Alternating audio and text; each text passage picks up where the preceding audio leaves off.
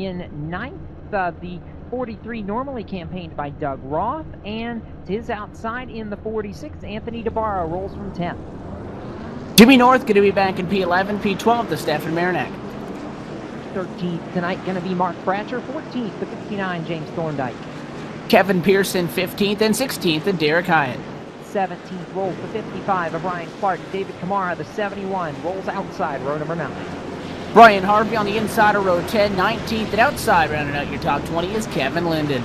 Nick Cohan, one of the Steel Horse machines, rolls 21st tonight. Jared Como, 22nd.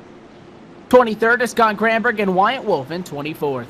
25th going to be Stephen Waller, the 67, the final car taking time tonight, the 18th of Jason Swan, and it looks like the 00 of Sean Meyer going to be our sole provisional machine, giving us 27 trucks prepping to take the green flag here tonight from Kentucky. This mile and a half, very unforgiving, very brutal on tires, a lot of bumps, and Evan, as we get set to roll, we want to, again, welcome everybody to a little bit delayed coverage tonight here on LSRTV, but we are ready to race, and we work off of turn number 4. Pace car heads for pit road. Matt Lacrosse going to head for the green flag. The American Ethanol start flies, and we are underway here in the Bluegrass State. Lacrosse taking the lead down into turn number 1 by about 3 truck lengths of Jeff Ward, and Corbin Hemstreet Wade War for second. They're 3 wide back in the pack.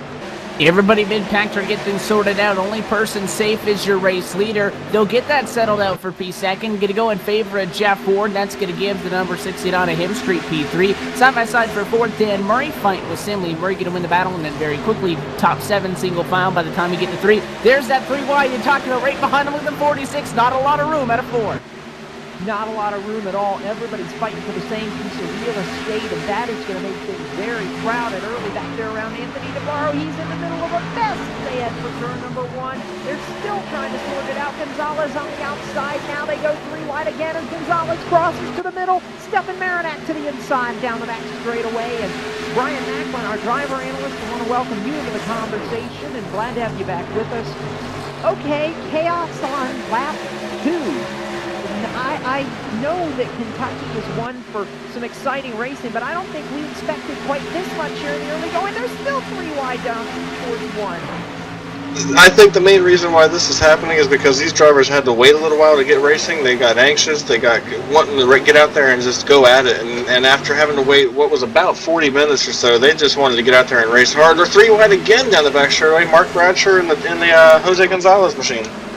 Oh, Bratcher, nearly gets into Marinac there for a second. Hang on tight. Everybody's, I think, sorted it out now for a minute back to 2 wide, but Bratcher and Marinac made a little bit of contact right there. It cost the 25 a lot of momentum. He falls back behind Jose Gonzalez about the 12th position now, and Harrison Weidowitz, finally we get a chance to breathe here. Oh yeah, absolutely. It's actually the 3 catches the wall out of turn number 2. That's Kevin Pearson. He's going to lose a few spots because of it.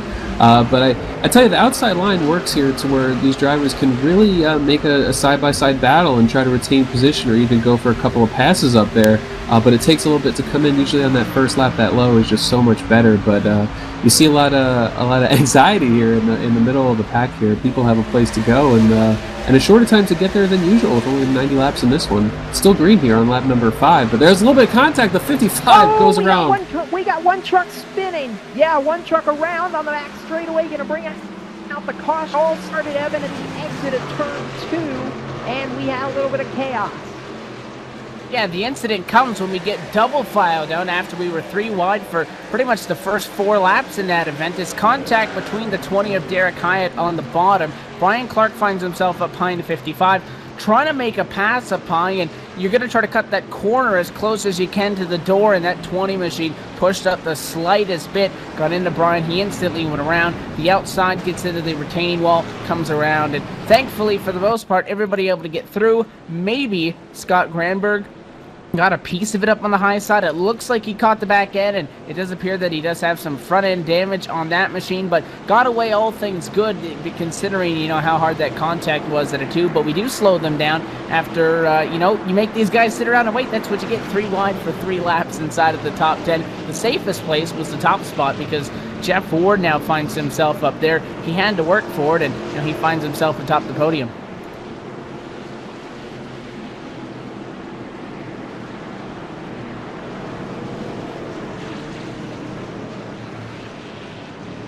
Pit strategy coming into a factor in this. Jeff Ward comes down the pit lane, and the truck right behind Tim elected to not, jumping out at the very last second. Corbin Hemstreet will dive out behind a pace car. He's not the only truck to do so. A couple of others staying out there with him as well. You see the petty blue number 43 out there. That's Paul Williams. He'll stay out on the racetrack and not elect to come down the pit lane. Behind them as well, Anthony DeBarro, who was in the middle of that 3 wide, then was on the outside of a 3 wide. He'll stay out, bump himself up to P3. His Boone Townsend partner is on the top spot. So 2 out of the top 3 from the same camp, and Jose Gonzalez will stay out. So 4 cars elect to not come down pit road.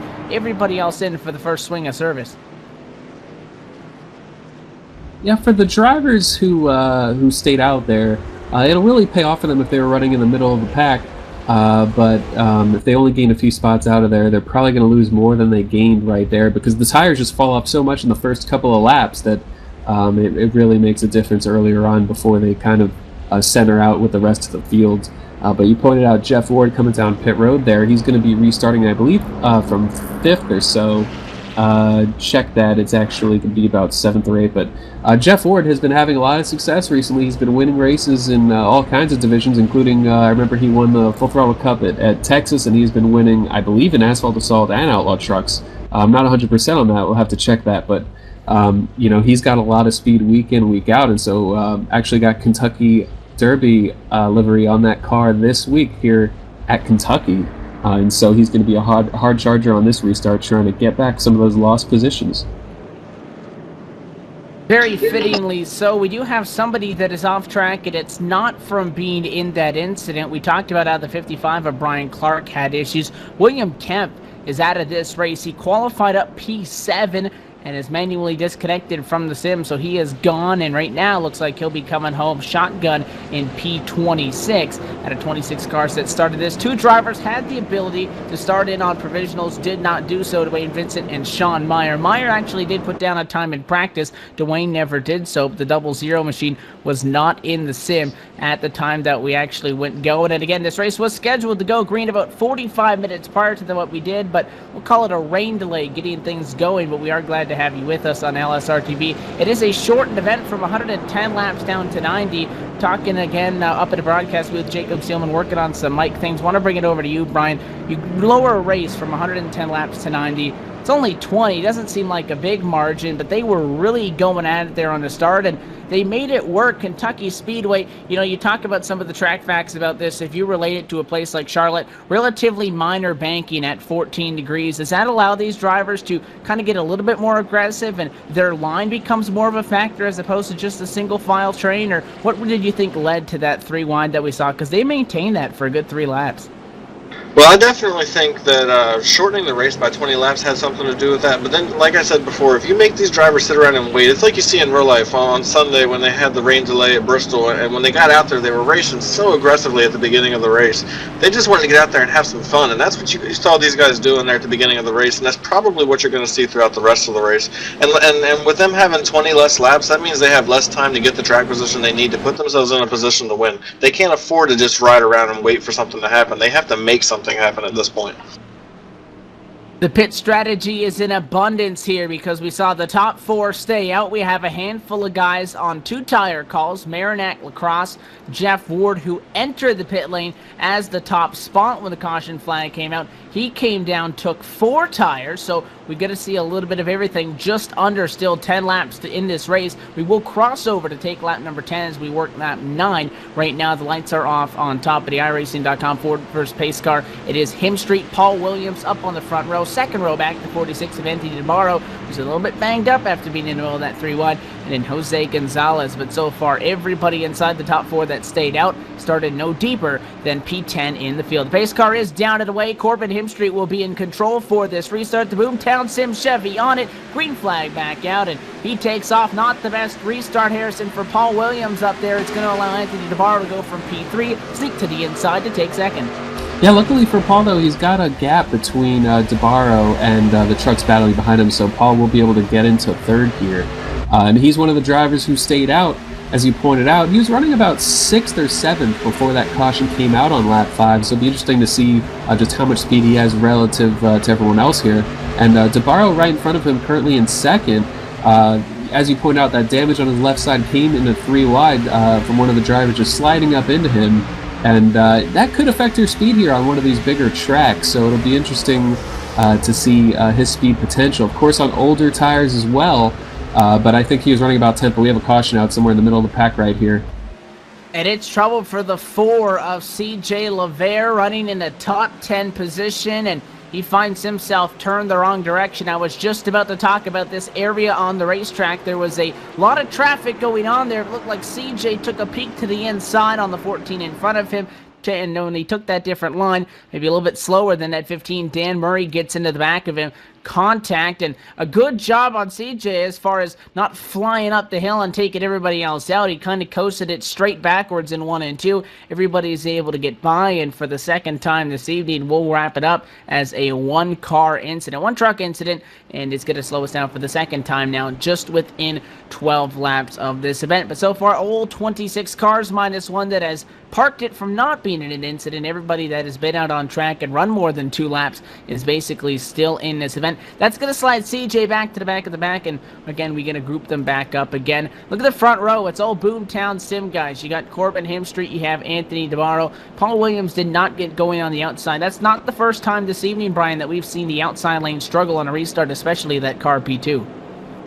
Well, there's a lot of bumps on the front stretch here, and you have to try to focus on what the guy on the inside is doing and try not to let the bumps completely just drive you crazy.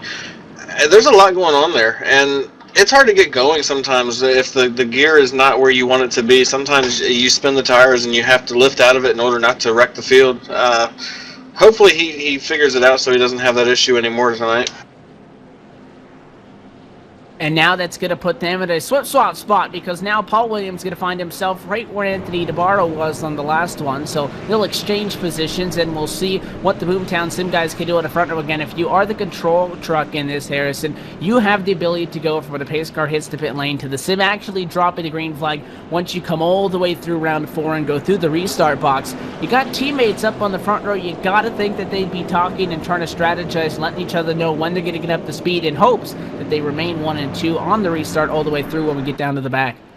Oh yeah, usually there's some communication there allowing the driver in second to get a good enough restart to get in front of third, and usually but you know, a little bit of a courteous move is that driver in second won't play games with his teammate in the lead, and will make sure that he tucks in behind and doesn't take advantage of that. And so that's one of the greatest things about having teammates, because I tell you, being the leader is such an advantage, because that restart box, as you pointed out, is so incredibly long compared to in NASCAR. It's pretty narrow, but here there's a lot of freedom. Basically, whenever that pace car hits pit road, you have up until the green flag. So that's a lot of seconds to anticipate the restart.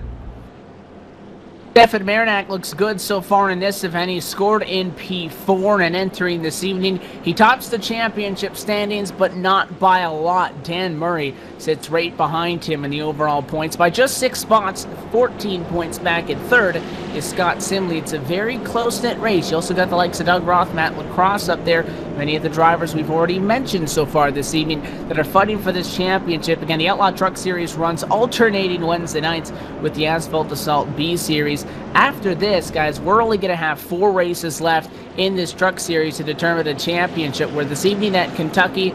Then we'll go to Kansas in 2 weeks' time. Kentucky and Kansas, 2 tracks that I get confused a lot, but they couldn't be more different, because Kansas, a racetrack that you have to ride almost like Darlington, you're going to be way up against the fence, as opposed to where we are this evening, where everybody wants to get down to the bottom. Yeah, Kansas is one of those tracks where slide jobs are possible, and I tell you, in some weather configurations and in the day version of that track, it could be it actually can expand the lines quite a bit, where we've seen some great races there in the Asphalt Assault Series here in RSR, but for the most part, it really seems to be high line dependent. And as you can see here at Kentucky, you can battle on the high side, but that primary groove is pretty much one lane off the apron. And so two very different racetracks, but similar in size, both about 1.5 miles. The thing about Kansas with the way we have to run it here on iRacing is you can almost treat it like a short track. You can get up there and try to bump the person in front of you and get them out of the way and just kind of get them up in the wall where you can use the bump and run and get by them. It's not what you would ideally use at a speedway, but in a situation like that where you can't really come off the wall to make a move, that's something that you'll see drivers do in 2 weeks here. And this evening, still early on, we're going to be going green past lap number 15, which is what we work right now. The lights once again have been extinguished around the speedway and are off on top of the pace car. It is going to be an all Boomtown sim front row with the 69 and the 46 inside and out. All eyes going to go to Paul Williams, who is substituting for a driver we talked about that's in the championship standings. Doug Roth is 18 points out of the top seed right now. After this, we will be halfway. So Paul Williams looking to get some good points for that team as he stacks up P3 for this next restart. Still kind of working on that strategy call we saw on the first yellow flag. Really didn't get a chance to stretch this last stint down to see what will shake down from that. We have guys on no tires, a couple of them with 2, and everybody else will be 5th on back. Jeff Ward, I still believe, is the first car out there with fresh tires, P6. Ham Lacrosse, Simley, and company, all with 4 fresh Goodyear Racing Eagles. Going to see what they can do with this one, and then this will allow the drivers to kind of gauge what these tires do if we get some late race cautions to take another swing at that strategy. The pace car comes down to pit lane and puts the field in the hands of Corbin Hemstreet. Green flag flies just like we expected. Harrison Boomtown Sim guys going at the exact same time. They leave row 2 in the dust. They're going to be single file for the top 2 spots down to corner 1. Small challenge for 3rd on the outside. Stefan Marinac not able to really keep a nose out there, and Paul Williams will get 3rd as we cycle out of 2. Yeah, Paul Williams, not the best restart that he's had tonight, but he was able to utilize that advantageous 3rd place starting position. But look at this, actually, DeBarro going for the lead here all the way on the very most bottom line. A lot less banking than what Corbin Hemstreet has on the outside there, and that battle will continue here. But it looks like DeBarro is going to have enough to get the lead. A New Jersey driver going to lead without pitting yet. Was running about 10th, 5 laps in, all the way to the front now. Talked about those guys with tires. Here comes one of them to the inside for P3, Jeff Ward. He really drove it down to quarter number 1. You can see that because he had to wait a long time to get back to the accelerator. He was all the way up to the door of Paul Williams. Now he's all the way back to the point where Jose Gonzalez is peeking to the outside. That opens up the door of the 25, split that gap, and Marinac going to go to the inside. He will clear Paul Williams off of quarter 4, and now the 89 car again continuing to try to work the inside. Jeff Ward P5 the last time through. If he can get by this 25 of Marinac, he'll have clean track up to the top 2, who trail each other now bumper to bumper, just about half a car length separating DeBarro and Hemstreet. Now trouble, Corbin hits the fence coming out of corner 2. That's going to take a lot of speed away from that entry and going to even up the gap between him and Anthony DeBarro. Stefan Marinac closes in on him now very greatly into the quarter. But here comes Jeff Ward, and Brian, we're starting to see those 4 tires shine. He's really hustling, but if he wants to get the job done, you better get going, because soon in this run, because we pitted just about 6-7 laps into this event, this tire's going to end up even with everybody else, so Jeff Ward needs to capitalize. Yeah, fresh tires are at a premium at the very beginning of the run. After they get 5 or 6 laps on these tires, they do start to even out, so he needs to take advantage of this right now while he's got the chance. He's done a good job so far coming up through the field, moved back up into 4th place, and he's staying right there with these guys, and I think he's going to get them after a few more laps. Scott Simley, the next car on that same tire strategy, try to get through the field. He'll be able to get P6 from Jose Gonzalez, but still some traffic before he's able to get to what's going to be a top 4 pull away. They're within half a second of each other. Jeff Ward goes way up the hill down to quarter 1, tries to take a little bit of a different arc, and it did not work at all. He'll lose a handful of car lengths on Stefan Marinac, and almost to the point where he can't get by them anymore. He's stuck in traffic. It's very difficult. He tried to get to the inside on Stefan there, was following his back bumper, took a peek to the inside, really didn't have enough of a run off of the quarter, Harrison, to get a move, because you can dive bomb a corner, but if you're working what's now lap 21 of 90, probably not the smartest idea with 70 laps to go, which means when you're trying to chase down somebody, your natural instinct may be to dive the corner harder. That's going to hurt you on exit, and you need that run off the corner to be able to get said position down the straightaways and really be able to get a good shot at trying to advance. Yeah, it's a fine line with how you have to drive to where track position would really help him right now, but if you use up enough right front tire that you end up in the lead and you're way tighter than you could be if you had just taken it a little bit easier and just rotated that truck a little bit more by entering easier, maybe rolling the center a little bit longer or at a little bit slower speed.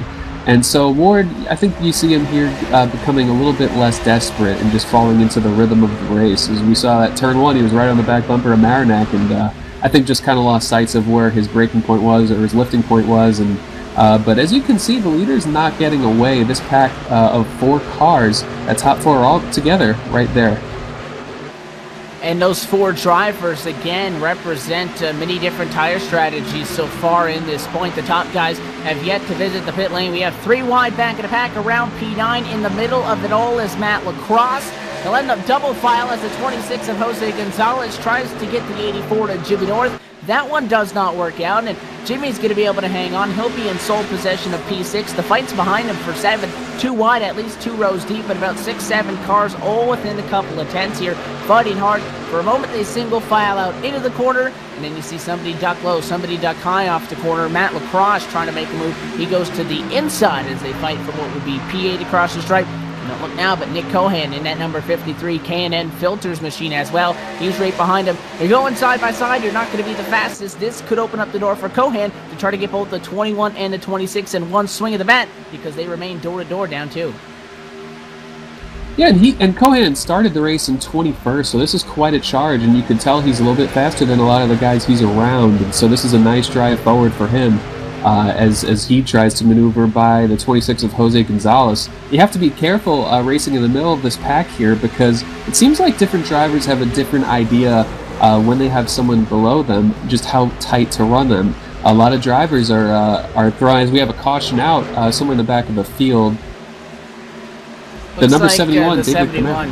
Yeah, he's turned around and facing the inside wall. He has come to a stop. Caution flag is out, and for the second time tonight, the 15 car right by that one. It's contact between Kamara and Dan Murray. Looks like it may have been Kamara that came down on Dan, or Dan didn't dive the corner as the 71 machine was expecting. Nonetheless, it did turn that 71 Chevy around, and Dan did a really good job squeaking by on the outside and not just jerking that wheel to the right, because he would have taken out the 3 of Kevin Pearson as well. And the 71 evidently expressing his displeasure over the radio. The difference in opinion on that one, we slowed them down, group back up behind the pace car, Brian. We've seen a little bit of pit strategy early on now off of what was our longest green flag stint of the race. 26 laps into this 90-lap affair. Are we going to expect anybody else down this time?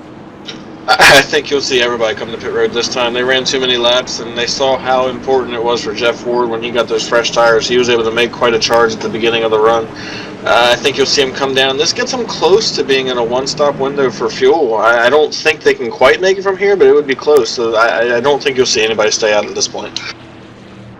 Anthony DeBarro, the 46, started P10. He sits P1 right now. He will come down the pit lane. Last time we came down, the leader entered. It was second, the first guy that jumped out of line and stayed out. Not going to be the case this time. Everybody cycling down behind our race leader to hit the pit lane for service.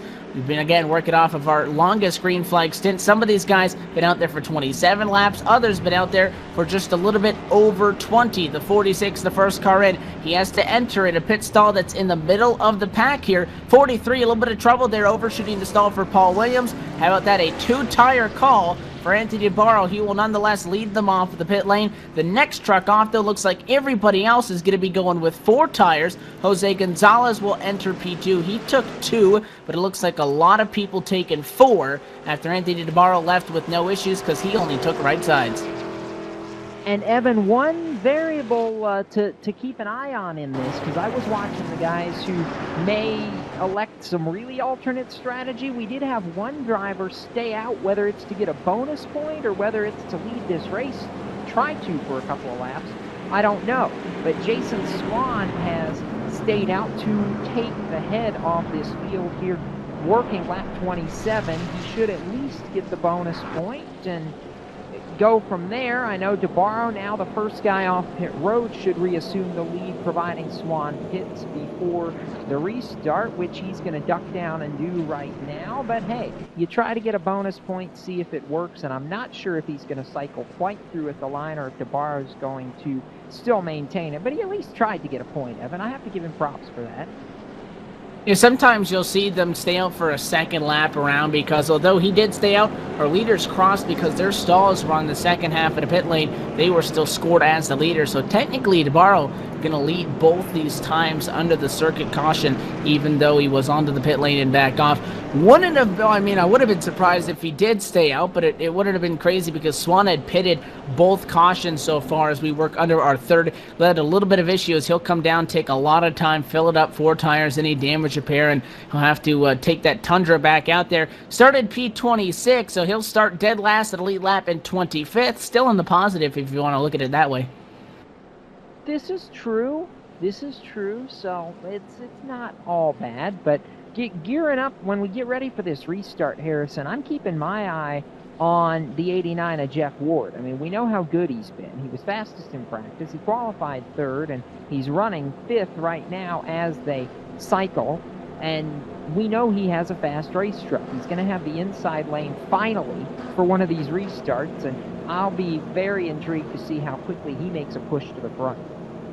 Yeah, he's been aggressive on these restarts, and I believe the front row are both 2 tires. I do think the rest behind him are on 4, so it's not going to be as easy for Ward as it was on the last restart when he had a lot of cars staying out in front of him, and so the passes will be more difficult. But I think his best opportunity is right there at the start. He has to take advantage of that bottom line when it's at its most beneficial. So he's going to make a charge at it, and we haven't seen him get back to that lead. But he was fastest in practice and qualified well in the 3rd position, and I think he's gonna make a nice charge. He's gonna be the one to watch. All right, so we are lights out on the iRacing Ford First Mustang pace car. We're going to get the restart working lap number 30, so we will be 1/3 distance here in the Bluegrass Brawl at Kentucky Speedway. Brian Macklin. Jose Gonzalez is on the outside for this restart. The meatball, well, I'm trying to go for food. The meatball mobile, if I can get that mouthful out. We know he's not afraid to take it to somebody on a restart, and I have a feeling that 26 is going to be hard-pressed to not try and shoot for the bottom and see if he can't make something happen. Yeah, Jose is one of those guys. He likes to make something happen in a hurry, and if he gets a good restart here, he's going to go after Anthony DeBarro for this lead and try to get out there and get that track position and try to get away from everybody here. Pace car's about to pull off. We'll hand it back over to Jacob. All right, DeBarro, Gonzalez, here we go, ready for the American Ethanol green flag restart. It's back in the air. DeBarro gets away, and that's going to open the door on the inside, down to the apron. Stefan Marinac taking it down towards turn number 1. The battle for second is on, and quickly, Marinac in that Wolfpack number 25 machine, the Mach 1 entry, goes to P2, and he's going to try to bring that 69 of Corbin Hemstreet right along with him. Much like Kansas, you really don't see a lot of guys use that apron at Kentucky. It's not all that wide. It really doesn't help you a lot unless it's getting you sideways. And Stefan went down and nearly got the left side tires in the grass doing that one. It worked out because he rides in P2 right now. He has a lot of company, though, behind him. The 26 of Jose Gonzalez, as you've talked about, Corbin Hemstreet, trailing that number 26 all the way through. Jeff Ward right on them in P5. Then you got Mark Bratcher. Everybody single file until you get to Jimmy North. Jimmy's been under attack these last few runs, but so far holding strong in P8. Sits there after starting in 11th position. But how about that Nicholas Cohen entry? Talked about him just a little bit ago, how he was fast around P15. He's still fast in the top 10. He is in the top 10, doing a nice job right now, but you look at Jeff Ward, I hear Jaws, he's worked his way up to 4th around Corbin Hemstreet, just picking him off one at a time, Harrison. That 89 machine, we know he's fast, and I don't know that he's ready to push that truck to its absolute limit just yet. I almost feel like he's kind of taking it a little easy right now, saving his stuff just a little bit, and maybe make this push a little bit later in the run. Yeah, knowing Jeff Ward for a bunch of years, excuse me, watching him race for a long time, I think one of the things that he's really best at is he could take a setup as he's working his way under Gonzalez now for 3rd, Marinac just ahead of them, but this side-by-side battle in turn 1. And Ward not able to doesn't throw it on the apron like he's done a few times, but yellows out actually. Yeah, caution flag flies. I haven't seen what it's for, Evan. Looks the like 84. maybe something down. 84 maybe, Jimmy North? Yeah, talked about how Jimmy was doing a good job of hanging on the P8 on the last 2 stints. He had people trying to pass him and just rode his own line. Well, this time it's not going to work. The 38 truck to the inside on him, and initiating that contact is Mark Bratcher, who looked like he had plenty of room, 2 lanes to the inside to make the move, but I think when he decided to step out of line, he just couldn't get enough wheel into it to the point where it obviously would have upset that truck going into it. Tried to slide alongside the door, and Jimmy North did not work, and he caught him right in that left rear quarter panel. 84 spun for about half the corner, got it around, did a good job on his own of keeping it under the fence, but then Paul Williams, unfortunately, in that number 43 truck, nowhere to go up on the high side, just a sit and duck in wrong place at the wrong time. They end up in each other, and for the second time tonight, the 5 of Scott Granberg is going to be caught up in an incident at a corner 2, as a tertiary party was not involved in the initial contact the first time, not involved in the initial contact this time, but nonetheless, for the second time tonight, he's in something also. He is, and right now we're working lap number 34. We're also going to take it as an opportunity to step aside. We'll be back with more from the Kentucky Speedway in just a moment. Anthony DeBarro leads the Bluegrass Brawl for the RSR Outlaw Truck Series.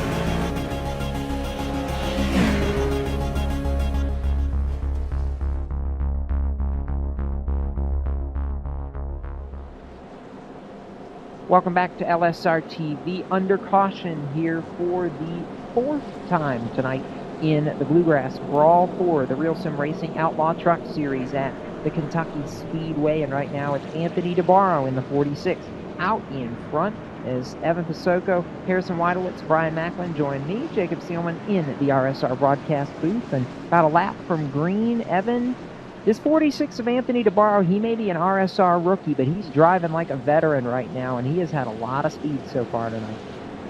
And he's on a good team as well. The Boomtown Sim entry not only has been strong throughout this 2015 campaign, but they've had a good showing so far tonight. Corbin's back in P5. At one point, they were both on the front row, and it's looking like right now, at least, that Anthony DeBarro could be in a position to get his first RSR win this evening. Doing good right now. Still a long way to go. Going to be half distance, just about 7 laps, I believe, off of our restart here. But so far, so good, picking up 9 spots to top the field as we get back to Go Green. Restart's so critical, and we're going to see a lot more scrambling. Trust me, we're far from done. Only about 8 laps from halfway tonight. Had a little bit of a delay starting this race that we will talk about a little bit later when we get closer to our midway race break. But right now, Anthony DeBarro, that Race Chaser Online Boomtown Sim number 46, going to work off turn number 4. The iRacing Ford First Mustang pace car heads for pit road, and we gear up for this American Ethanol green flag restart. It's back in the air, and we're scrambling. Everybody kind of accordion. Harrison DeBarro went a little bit late on that restart. He's trying to mix it up now, and it really stacked up the field behind him. Back around Matt Lacrosse, they're 3 wide. Oh yeah, a lot of racing here in the middle of the pack here. Corbin Hemstreet and Cohan, and the 14 all the way at the top, Scott Simley, they're all making happen. What happened right there with Marinac is they're working their way around a slow truck who's going to stay at the very bottom of the racetrack out of the way. But Marinac was trying to anticipate that restart, and DeBarro saw exactly what was going on there, and so he changed what he was doing in order to ensure that he was going to come out of there with the lead. But it paid off for Marinac in the sense that he was not stuck on the high side. He was able to get into second safely.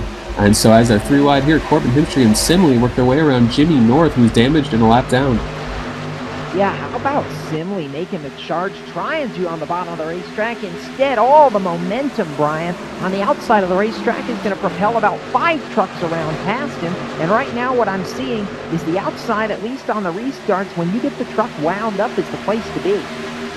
Well, you can pinch the guy on the inside and keep them from getting any momentum on the exits of the corner, and that really helps you get down the straightaways, and that's exactly what you're seeing these guys do. They're just kind of holding their line and keeping that guy on the inside pinched down so they can't go anywhere, and they get the run off the corner. As it gets going and the tires start wearing off, you're going to see that kind of change. Tires not wearing just yet, Evan, but we know that's going to be the story all night. We also know that another story is going to be the Kentucky Derby number 89 machine of Jeff Ward, who has charged his way back to 3rd on this restart, and he is hounding the 2 guys ahead of him for the race lead. This is a 3-truck breakaway at the front of the field ahead of Jose Gonzalez. As they head back towards turns 1 and 2, it's DeBarro, Marinac, Ward, in that order, fighting for the top spot.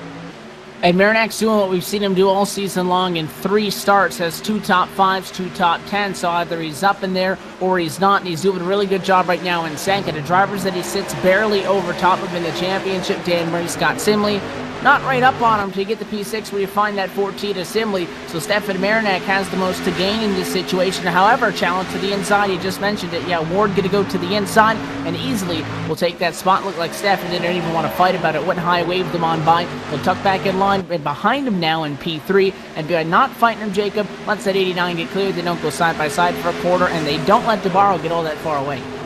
No, they don't, and that's really critical because these new trucks, and Brian, I know you can give a little bit of a driver's perspective on this. These new trucks, the draft is even more critical now, even at these intermediate tracks, than what it ever has been before, because these trucks punch such a huge hole in the air. You can just suck right up to the back bumper as somebody like Jeff Ward does right here through turns 1 and 2, get a huge run and basically pull a slingshot. Yeah, you said that the draft is absolutely incredible, and it's like that at a track that you wouldn't really expect it to be. As bumpy as this track is, you'd think they'd get spread out, but they've just stayed glued together here, and I'm really impressed with how well Jeff Ward and Anthony DeBarro are racing right here. Anthony's done an incredible job since he's been in the series and in the league, and I think he's got a very bright future. We got a side-by-side battle for the lead here. Yeah, how about to the outside going Ward trying to make it happen. He couldn't roll the momentum, and DeBarro holds him off down the back straightaway. We're about a lap from halfway, coming to 44 laps in the record book, this time by DeBarro, holding him off. Here we come. We're 46 to go. Next time by it'll be halfway, but this battle for the lead is where it's at right now. Ward trying to take another shot at him down in 1. Just been very competitive so far in this race. Slid back a little bit. We've seen him up front. We've seen him work traffic. A lot of times you'll see somebody like an Anthony DeBarro. They run up front, Jacob. They find themselves back in traffic. They don't have the handle on it. Jeff Ward's been forced to make it work one way or the other, and he goes to the inside again. Slides up. Going to be right on each other's doors. Somehow they don't touch. They're going to be still right there, though. The 89 keeps the nose at the quarter panel. Going to dive way down the front. Yeah, DeBarro holds him off as we come to the halfway point of this race. Almost 3 wide. You got the 43 down there on the bottom. Ward trying to slide through. Still can't quite get the run to do it on the bottom. But as we work now, lap 46, we are halfway home. And let's take a look down the field as we take a forward midway race break. Anthony DeBarro and Jeff Ward, the two cats, scrapping for the lead right now. You watch that battle. Behind them, Stefan Marinak in the 3rd position. Jose Gonzalez is 4th and Corbin Hemstreet 5th. Scott Simley 6th. Matt Lacrosse, Dan Murray, Kevin Linden, CJ LeVere Evan is 10th. Nick Cohan sits 11th right now in front of Jared Como and 12th. 13th is James Thorndike. Brian Harvey back for a P14. 15th to David Kamara in the 71. Wyatt Wolf is 16th. 17th is Kevin Pearson. Brian Clark scored 18th right now. 19th is Derek Hyatt, and Jason Swan rounds out the top 20.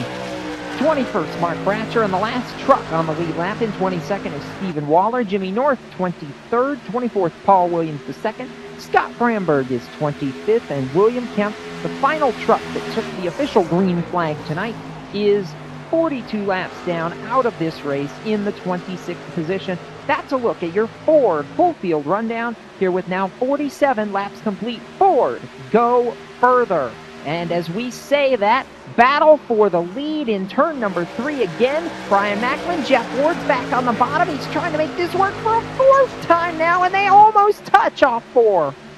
These guys are going at it. This is what racing's all about right here. These are two guys that they just desperately want to be out front, and they want to do anything they can to get it. Jeff Ward dives it off in there again in turn 1.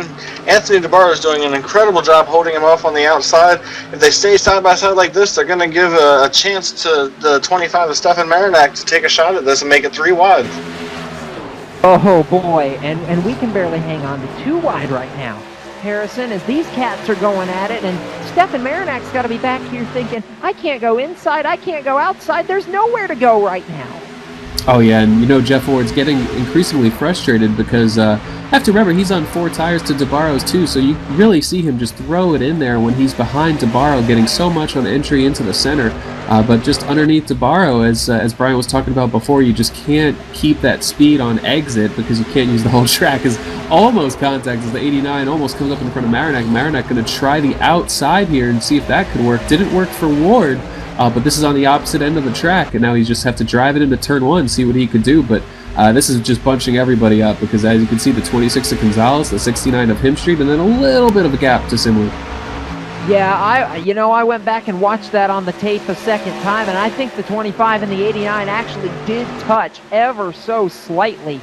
So these two cats now going at it for the runner-up spot. Jose Gonzalez is there trying to push somebody through, and maybe he can take 3rd. Ward now going to try to clear Marinak again off turn 4. Can he slide up and get there? Yes, he does. Almost cuts the nose off of the 25 of Marinak, but everybody gives everybody a little bit of space. And Anthony DeBarro continues to lead after 7 laps of absolute chaos between the top 5 or 6 guys at the front of this field, Evan. And the biggest thing that I worry about now for that 89 of Jeff Ward, he was driving it so hard on the inside lane of the racetrack. Does he burn off those tires?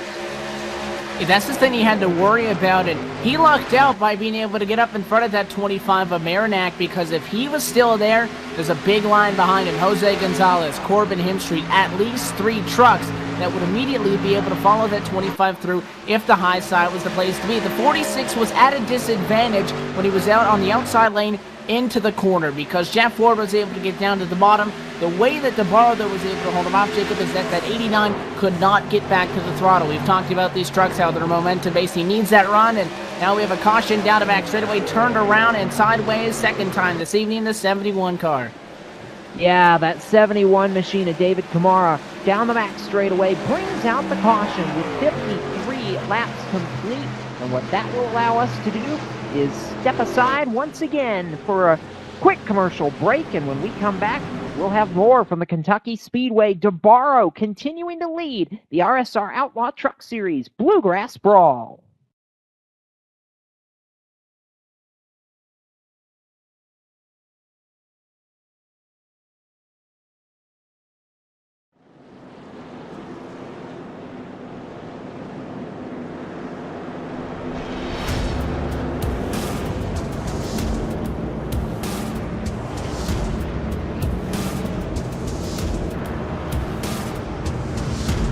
Monza is a very historic track. It's been around since the 20s, and it's gone through several permutations since then.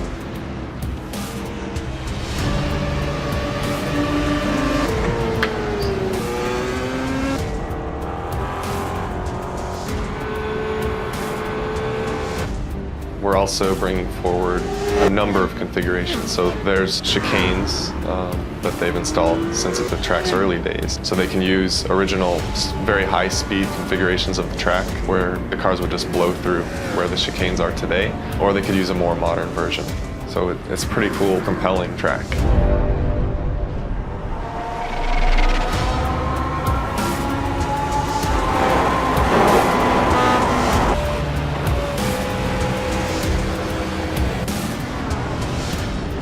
The unique thing about Monza is it has a road course, but it also has a high-speed oval. And that high-speed oval can be run by itself.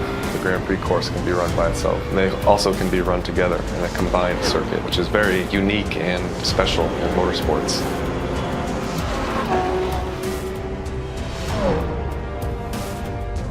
This was one of the more challenging projects that we've undertaken. It was essentially building two tracks in one. It took a lot of time and a lot of care was put into it, but we're really happy about the end result, and we think that people have a lot of fun driving it.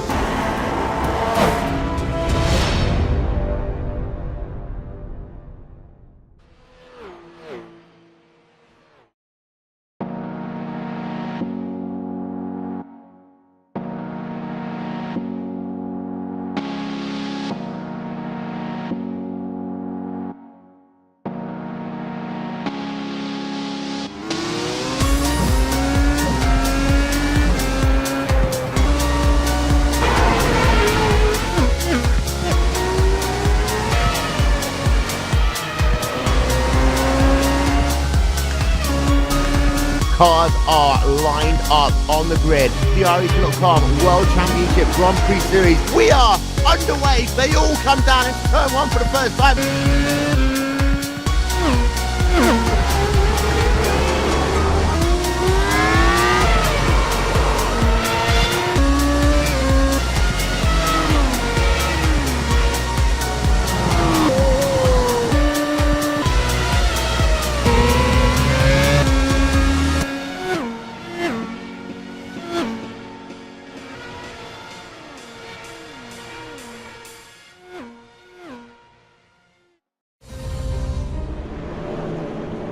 Welcome back to LSRTV under caution with lap 56 getting ready to go into the record books for the RSR Outlaw Truck Series at Kentucky Speedway.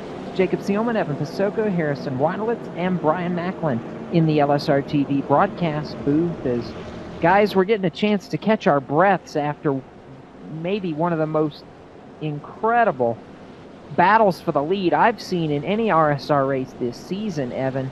Two wide, about 2 rows deep for the last 2 or 3 green flag laps before we go back underway. And goodness, now we set up with the Boomtown Sim teammates on the front row again. Corbin Hemstreet on a little bit different tire strategy than his teammate Anthony DeBarro. And we saw on the last restart, 2 tires can actually work. Yeah, and this all on top of the fact that they were going 3 wide, 2 sets of that earlier on in this race, and we're going to be 2/3 of the way now through this one in just about 3 laps, and you really know we're going to get going at it. However, it is a familiar sight. The front row, the 69 and the 46 cars. Once again, Him Street with a tire call going with 2 up on that number 1 position. Can the Boomtown Sim guys just make it that final leg of this race, and now into the point where you come back down pit road, it's really going to be for tires from this point on. So if we see a couple more yellows in this final stint of the race, maybe one more opportunity for some strategy. You may got some people staying out. Still 21 trucks on the lead lap. Yeah, and the third Boomtown Sim entry of Jared Como is now up there in position number 6 on the outside of row 3. So look for him to maybe be able to do something as well. Pace car heads for pit road, and this American Ethanol restart is green as we are 57 complete, 33 to go. Him Street gets the good draw, falls in line ahead of DeBarro, and they're side by side for P4. Marinac and Gonzalez, the first battle out of line. And that's Jose up high. The inside is Marinac, who's been at a top 5 spot ever since he broke that ground after starting P12. Has run strong since then. He's in a 2-wide battle, 2 rows deep though. How about behind him, the 21 of Matt Lacrosse, who started on pole position. He's fallen silent since then. He's on the inside of the 26 now. Just behind them, Jared Como up a good amount of spots. He's gained 16 so far, but he's sliding back on the high side. Battle for second down the front straightaway to turn number 1. Jeff Ward to the outside, and the 46 of Anthony DeBarro to the inside, trying to hold off that 89. Squeezes him up the racetrack, but Ward going to have a lot of momentum. Looks like he's going to clear, go to second, and DeBarro may lose third. Here comes Marinac to 3. And Marinac on the outside is where we saw Anthony DeBarro hold off for the lead just a couple of laps ago. Now he'll fall victim on the inside, just like he was able to make Jeff Ward do, maintain that positioning. But now the 89 is running away with the 69 because they fought for a little bit. The top 2, 5/10 of a second to the good though. 25 still looking strong. Marinac trails them. Then you find Anthony DeBarro, who looks like he's only going backwards more than forwards on this one. Lacrosse now quickly approaching in the rears as he makes move on Gonzalez using the high lane. But meanwhile, up at the front of this field as we come to complete lap 60, the battle for the lead is on as you've got Jeff Ward in the Kentucky Derby number 89 looking to the outside, trying to put the quarter panel there. He's got a run on Corbin Him Street down to turn number 1. Jeff Ward to the outside of the racetrack, gonna blow by him and go to the lead here as we work off of turn number 2. Him Street fighting back on the bottom, but that high lane momentum is going to be enough for the Steel Horse 89. He's to the point now and clear in turn 3. Great move. He saw that when he tried the inside early on, it did not work, and it is not easy to squeak your way up on the high side, coming around the front straightaway like that. Got the positioning, and now he will clear at lap 62. Go to the point. Meanwhile, now that 25 car trying to do the exact same thing, and he will. So we go from a Boomtown 1-2 to now it looks like they're all slotted off. However, trouble the 25 of Marinac got a little bit too hot down into 2. And to back it off, we're going to be neck and neck for that number 2 spot. The longer they do this, maybe the better chances for Anthony DeBarro. The 69 is going to back off it, so we single file out inside the top 3. Nose to nose, though, between Matt Lacrosse and Jose Gonzalez that time through the corner. That would have been a fight for P5 and P6, as well CJ LaVere getting in the mix in the number 4 car. So as we watch them mix it up, they go back single file for the moment, and we are down now to 28 laps to go. Brian Macklin, I imagine this is the calm before the storm because they're not going to stay like this forever. And we know inside the final 20 laps, there is some form of chaos bound to break out because these are trucks. There's such a thing as a chrome horn, and people will be trying to root and gouge for every bit of space they can get. Yeah, this is the calmest the racing has been since we went green at lap 1 here tonight. This has been an incredible race, and I think everybody just needed a chance, like us, they needed a chance to catch their breath, kind of get things gathered back up, and then they're going to make one crazy charge at the end of this race. We're about to see this thing get really exciting. I'm really surprised to see Jeff Ward has been able to get out to the little bit of a lead that he's got there. He's gotten out to about a half a second lead over second place Stefan Marinac. I think you're going to see them start to suck back up on it now that they're not racing, but he's gotten away for the time being.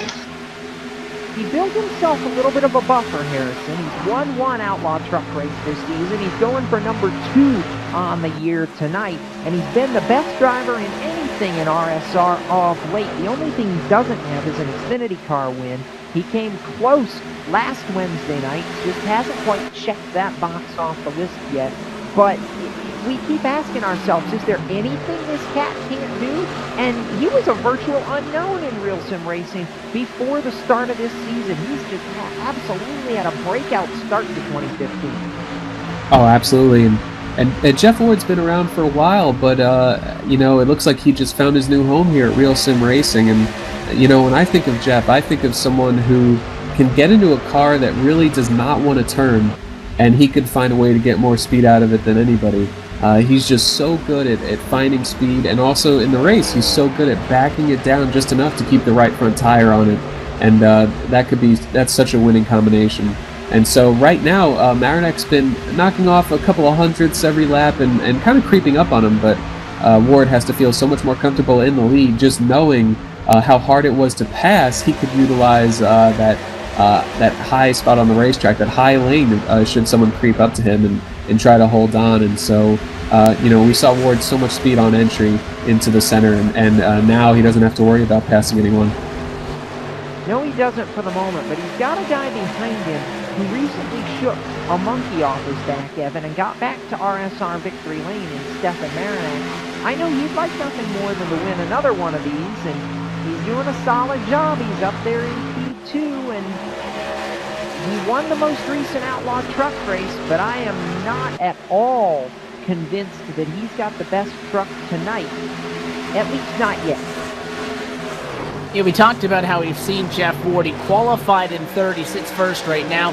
It'll make you think that he's had a much easier evening than the likes of Navarro, who started in 10th position, that we'd have seen work up to the front. But it was those Boontown Sim trucks that were up front early on in this event. They sat there. Jeff Ward had to go back on the pit strategy that he decided to take and was forced to drive that truck in traffic. So now that we get to the point where you got to go neck and neck with somebody, the guy that's been fighting in traffic and working on the handling of his race truck all race long, once he gets out the clean air, it's going to be that much faster. For the guys that have had it easy so far, they haven't been adjusting, and I think that's why they may be struggling now that they find themselves in a big single file line of trucks and unable to make any sort of progress. But Marinak sitting there as well. Again, he's had a decent night in the number 25 car, but in the top 5 for really the majority of this event.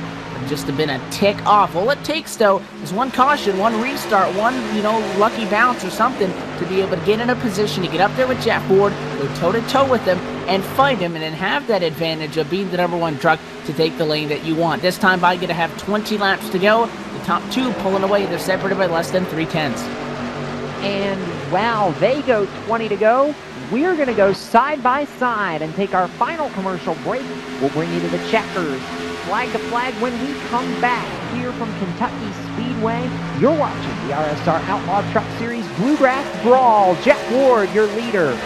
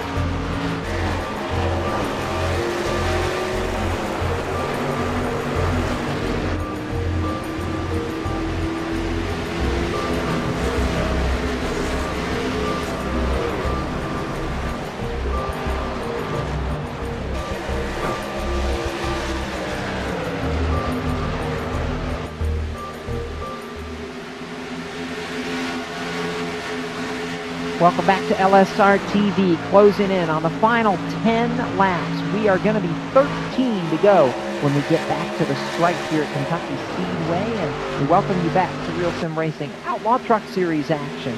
Jacob Seelman, Evan Pasoko, Brian Macklin, and Harrison Whitelet here in the broadcast booth as we complete lap 77 when later Jeff Ward comes to the start-finish line. Evan, he started to pull away. He's got about 0.8 of a second advantage and looks fairly untouchable without a caution.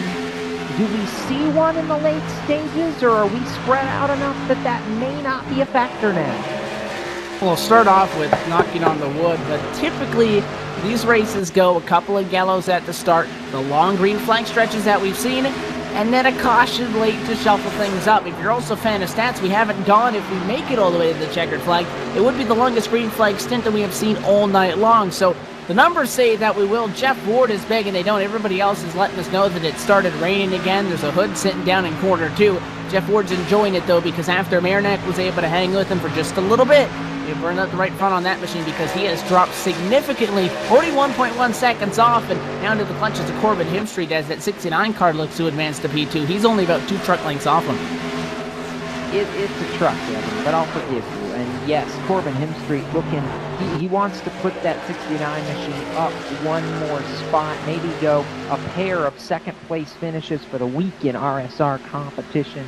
He finished second in the Cup Series race at Bristol on Monday night, did a fantastic job, and now sits here third here at Kentucky on Wednesday, and just he's really come into his own the last couple weeks, Brian. And that Boomtown Sim operation as a whole, I don't think, we've talked a lot about them this week, but we really hadn't up until this point. It seems like they finally found something that they're a little bit comfortable with, and they're really starting to prove it. All those teams really looking good as this time by 10 laps to go.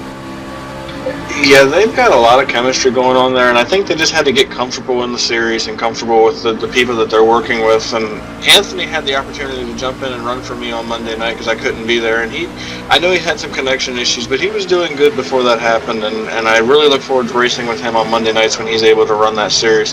This Boomtown team, they are proving that they are definitely going to be contenders week in and week out as we get further down the stretch here. This time by, we see the battle for second. 9 laps of racing to go. Jeff Ward leads by a second and a half. This is the best battle on the racetrack. 25, Stefan Marinak. 69, Corbin Himstreet takes a peek down to the bottom. Down the back straightaway, no dice. Harrison, what does that 69 need here in these closing laps to be able to make that run stick? Oh, he just needs a little bit of racing room, or the ability to get to Marinak's outside.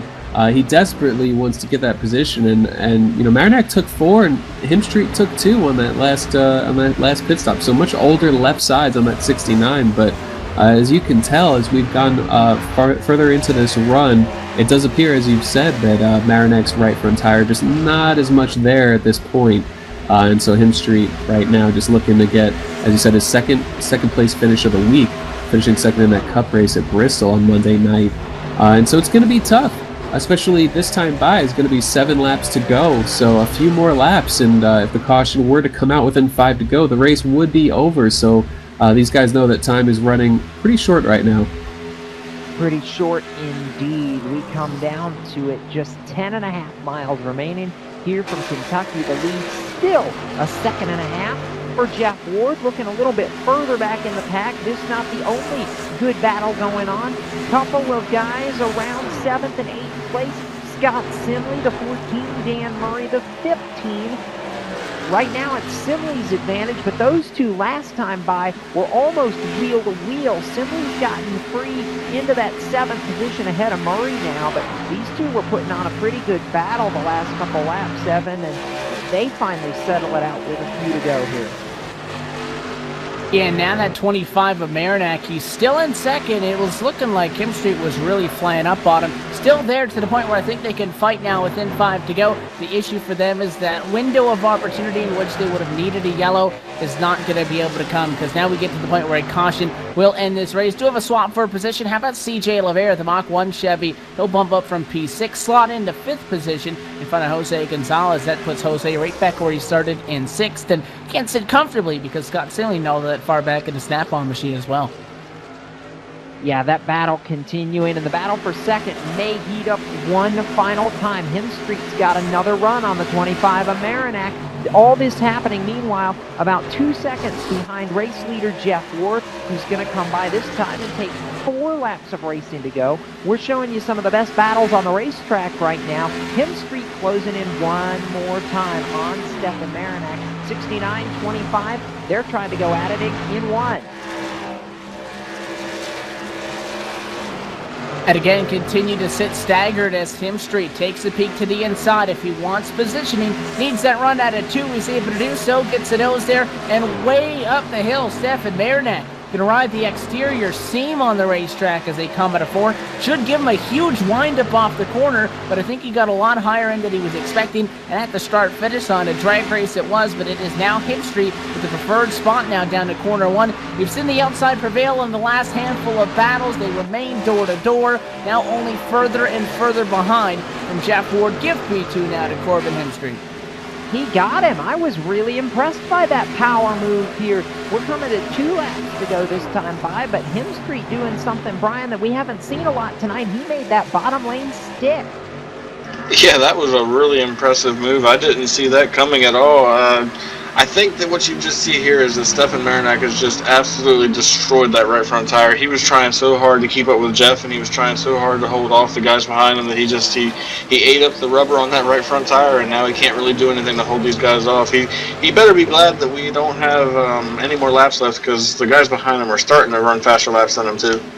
Yeah, they are. So Stefan looking like he's going to hold on to 3rd. Meanwhile, off turn 4, white silk in the air as Jeff Ward nearly makes contact with the lap truck. White flag.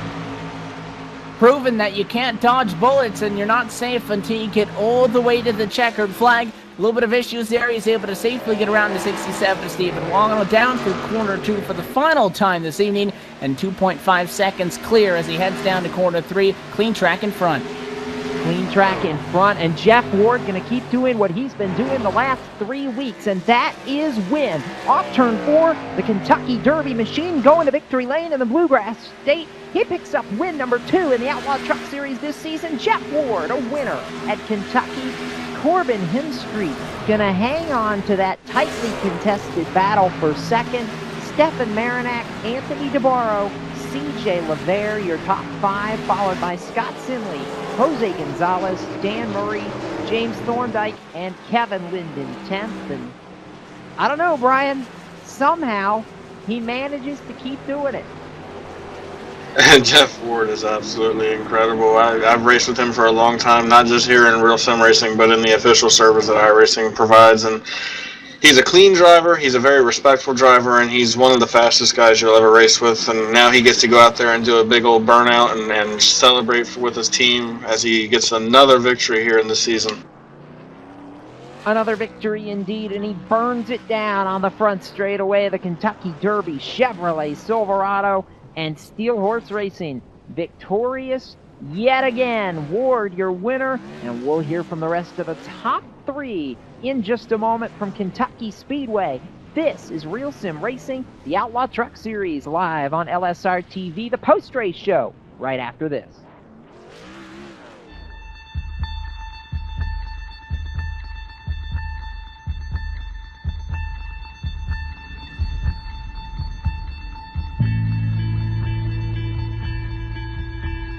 Here's the thing that makes life so interesting. The theory of evolution claims only the strong shall survive. Maybe so. Maybe so. But the theory of competition says just because they're the strong doesn't mean they can't get their asses kicked. That's right. See, what every long shot come from behind underdog will tell you is this. The other guy may in fact be the favorite, The odds may be stacked against you, fair enough.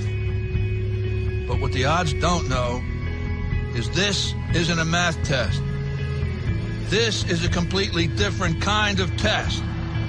One where passion has a funny way of trumping logic. So before you step up to the starting line, before the whistle blows and the clock starts ticking, just remember, out here, the results don't always add up. No matter what the stats may say, and the experts may think, and the commentators may have predicted, when the race is on, all bets are off. Don't be surprised if somebody decides to flip the script and take a pass on yelling uncle. And then suddenly, as the old saying goes, we got ourselves a game.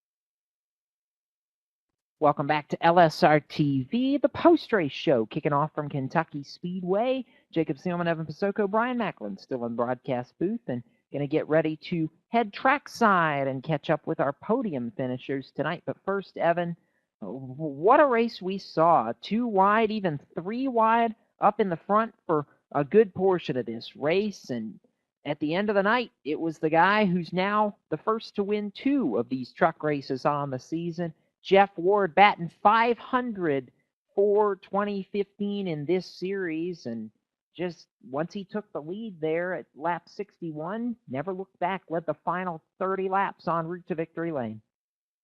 And the numbers were stacked against him, but he was able to fend off Marinak on that charge. Marinak was looking to as well become a 2-time winner on this season. He'll actually extend his points lead out of this, but Jeff Ward, a solid run in that Steeled Horse Racing entry. Kentucky Derby on the car. It said Kentucky Bandit above the window. That's exactly what he did. He stole this one from the guys that dominated in the first 2/3 of it. It was an all Boomtown Sims front row when we went back at it.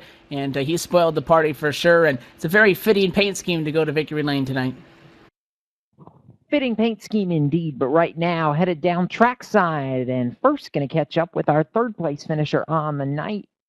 Actually, check that. We're going to shift the order just a little bit as we work our way down pit road, and they swapped positions there at the end. Now we've got it right. Stefan Marinak, who I thought for the longest time was going to come home in P2, ended up P3, so I got all confused there for a minute, Stefan. But what was the difference there? You and Corbin were battling late, and it just looked like we were speculating up top that you burned the right front tire off. What was the difference there at the end?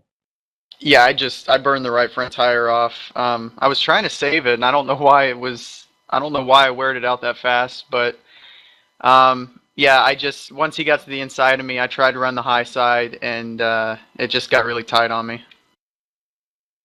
Got tight. You have a great battle, though, there with Corbin in the closing laps, and you two really put on a good show. Jeff, once he got out front, it just seemed like was unbeatable tonight. Was there anything you could have done to try and go up and challenge him there in the closing laps, or was it a case of once the best truck got out front, it was no contest? I think if I would have saved my tires, I could have had something for him, because that run before, when he and Anthony were fighting, I was laying back, saving my tires, and I think I was faster than those 2 guys, and I had it set up pretty good. But once that came out, I used everything up trying to get by cars, and by the time it was me and him, he had done a better job than I did of saving tires.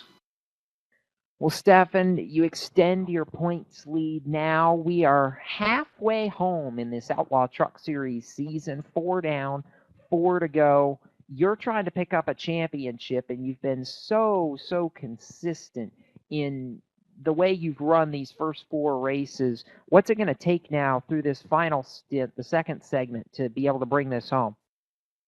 Well, just keep staying up front. The racing in this series is a lot better than the other series. I'll say that. So it's a lot cleaner, and in this series, if you stay out front, you know, in the top 10, you usually don't have any problems. So I'm just going to keep trying to do that and try to stay up near the front. Well, I know you can't do it by yourself. Sponsors, shout-outs, thank yous. Who makes it happen for you in the 25 team? Well, first, Mach 1 Racing Graphics. Check us out on Facebook. And then all my teammates at the Wolf Pack and the Meatball Company, Axo Sanitary, and you guys at LSR.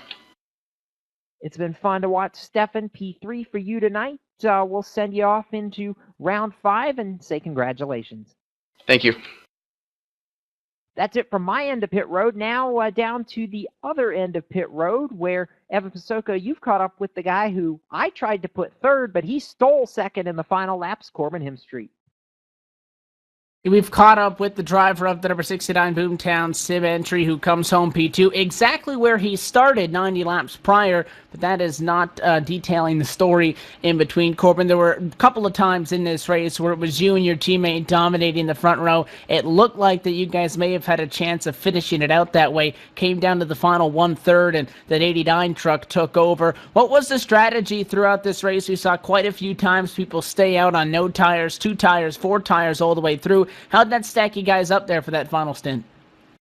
Yeah, we did a lot of testing here this week, and we found out 2 tires were just as good as 4. So I think we took 4 tires once, and then ever since that, we just took 2, stay up front, and I got a restart, first place there on that last restart, and Jeff Ward is so good. I just couldn't even keep him back there for 1 lap, and it's still good to be able to come back and get second after dropping a third there, but I don't think the 2 tires really hurt us. I think Jeff Ward's just that good. Talked about how you and both Anthony were going strong. Looked like he may have been able to pick up his first RSR win this evening. He ends up coming home in P4. There were times where we figured you guys were communicating on the radio, being on the front row, letting each other know when you were going to be going. How much did team factors play into this as far as being able to kind of follow each other up to the field and work together to maintain track position? Oh, it's huge. Everything we do here at Boomtown Sim is completely team-oriented, and those starts were choreographed just like you thought, and I think it really helped out a lot. I don't even have words for Anthony. This was his second time he's ever driven this racetrack, and he was one of the best cars out here. I think once he gets some experience, maybe even just a couple weeks, he's gonna be getting one of those wins.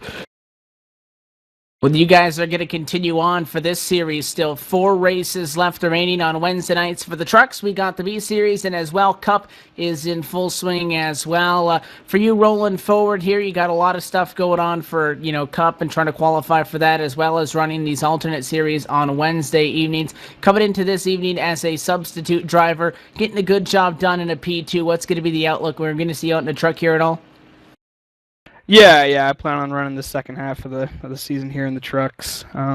Garbage in the B cars, so I'll just stick with my trucks. But yeah, hopefully we'll be able to put in a few more good finishes and run with my teammates, Jared Como, obviously Anthony DeBarro, and Chris Hurlow will be making his return hopefully next week.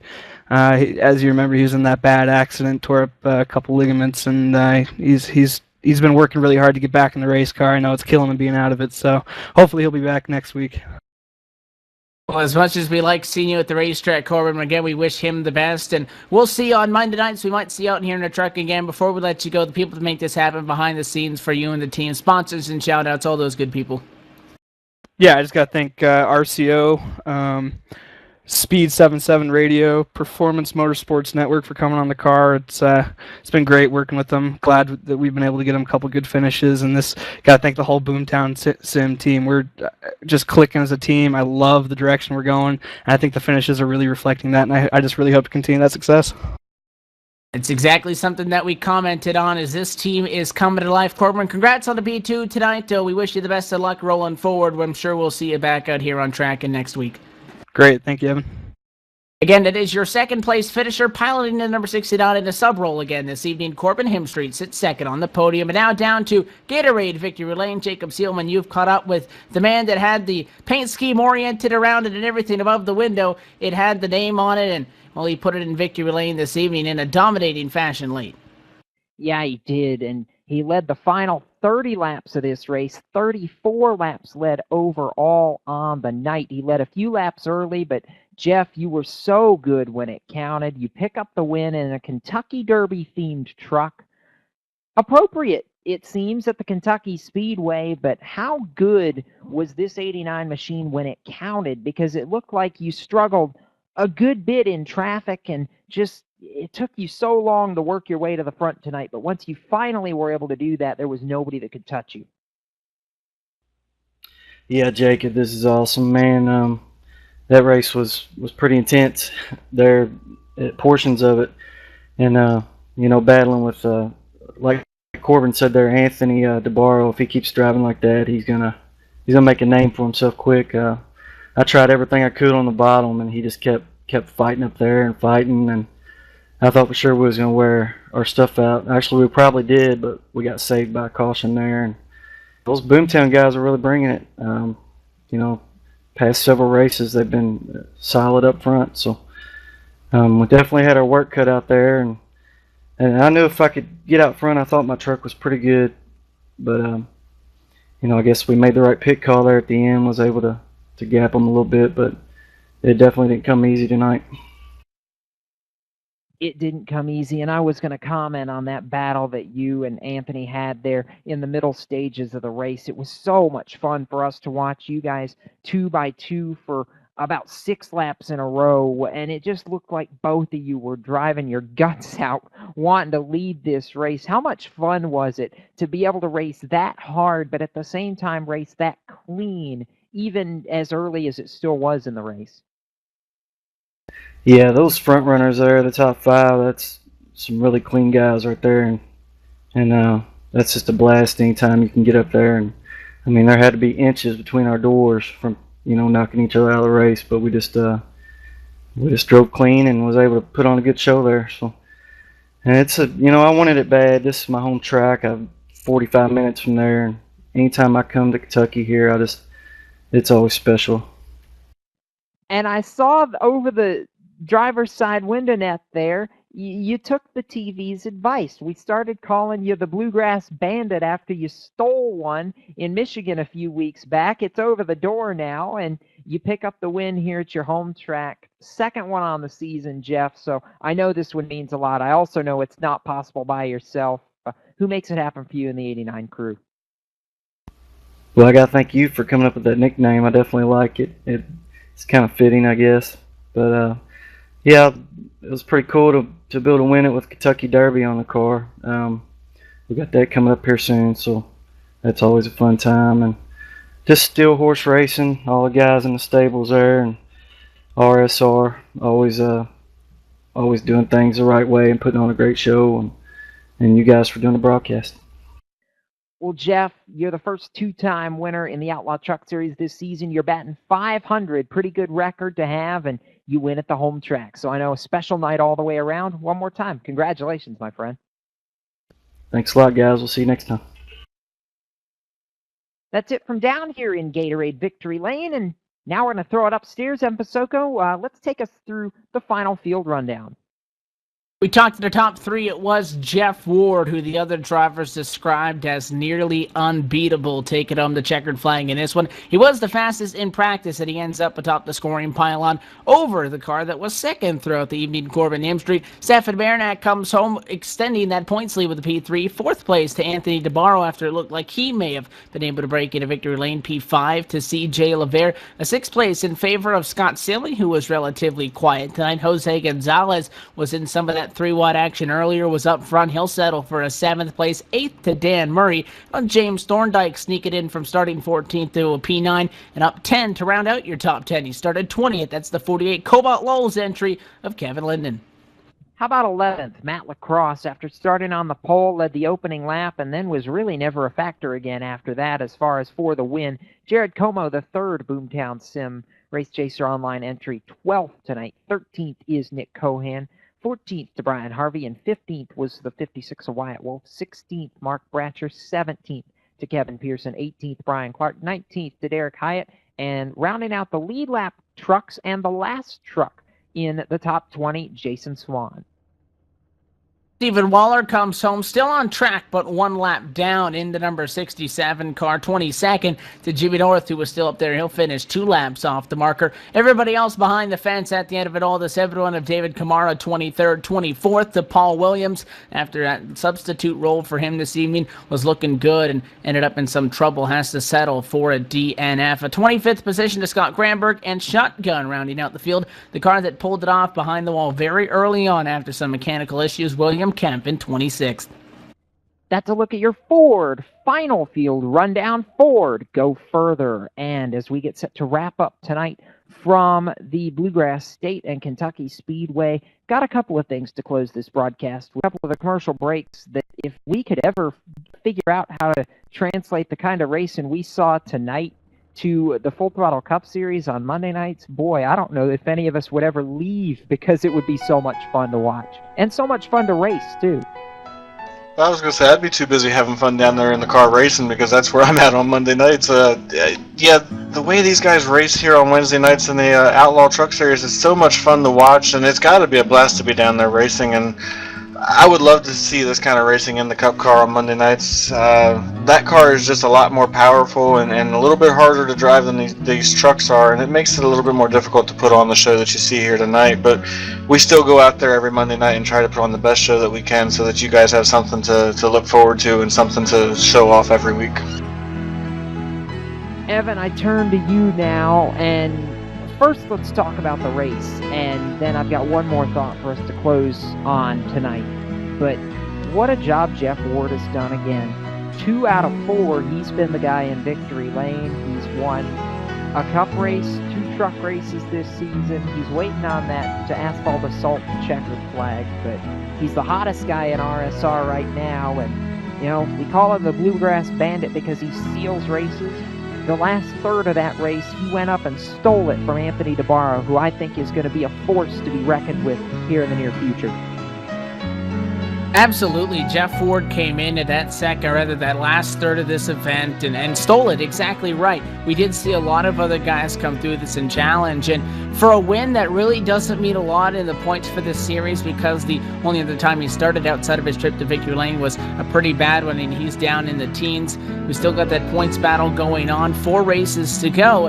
Jeff Ford, though, again, you talked about how strong he is, something that it's very difficult to see people do. And, you know, we've talked to other drivers, and they admit that, you know, they're really good in a cup car, but not necessarily in another one of them. Jeff Ford showing you that he can not only perform on Monday, but he can perform on Wednesdays as well, in whatever kind of stock car you put him in. And that's bad news for everybody else in this series, but especially the more seat time he gets in anything for the guys on Monday nights when it comes later on in 2015, and even in a couple of weeks in this series as well, when we start tracking championships, and he can be out there in that 89 car playing the spoiler.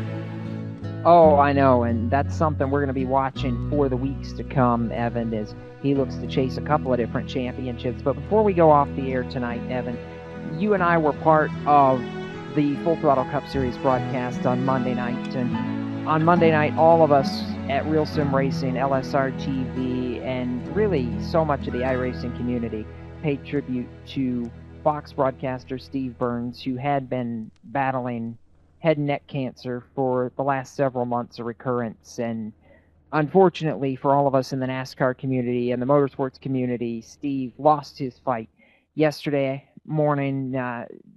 You know, I'm thankful that we were able to accomplish what we did on Monday night and be able to do one more thing to help honor a guy who, for me personally, has done so much just to get me involved in this sport, but somebody whose impact was so far-reaching, not just in NASCAR, but, you know, we talked about it, the sim racing community, and it really transcended motorsports. Steve was just the kind of guy who, yeah, he'd always make time for you.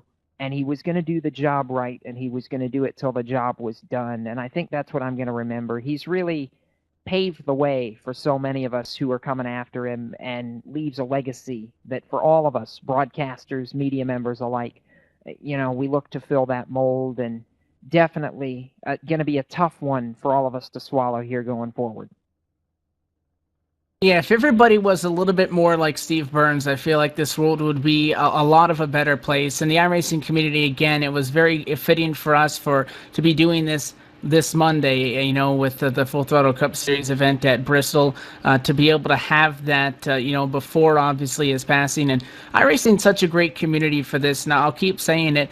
For those that may casually tune in, you don't know, but there is a lot of great work that people do, fundraising stuff, especially with cancer research, breast cancer stuff I've done in the past. This past week, obviously, a lot of people supporting Stand Up to Cancer. There's going to be a day when we beat this disease, and, you're going to look back on small events like this, and everybody's a stepping stone in it. So, we're just glad to be a part of something like that. It was great to see the support, not only on Monday night, but as well subsequently Tuesday night, everybody sharing their thoughts. And we want to extend our thoughts as well to Steve's family and everybody that knew him. But life goes on, and we'll see how, when we talk about this, I'm sure that we'll find a cure for this one day, and, we'll be able to look back at this, and we'll know that those people that have fallen to this will be smiling about it. Absolutely right. And like you said, extend our thoughts and prayers to all of those who knew Steve, his family, especially his wife Karen, his 12-year-old son Bryson, and up on our website at livesimracingtv.com or livesimracingnow.com, we will have information for anybody who is in the North and South Carolina area who may want to pay their respects. We'll get that information up on our website. Again, that's livesimracing.com. But as we close tonight, we do want to, again, pay tribute to the broadcaster who really paved the way for all of us to do what we do and do what we love, and say thank you, Steve, for making the motorsports world a little bit better place. It's because of you that all of us have learned how to be Burns strong. So as we close out tonight from Kentucky Speedway, I want to say congratulations to Steel Horse Racing and Jeff Ward. The Bluegrass Bandit goes to victory lane in the Bluegrass State. But from all of us at LSRTV, it's with heavy hearts that we say one more time, our condolences to the family and friends of Steve Burns, who passed away on Tuesday and was 56 years old. We are Burns strong. And with that, we bid you adieu until Monday night, when we return with the RSR Full Throttle Cup Series back here at 9:30 p.m. Eastern. Thank you and good night.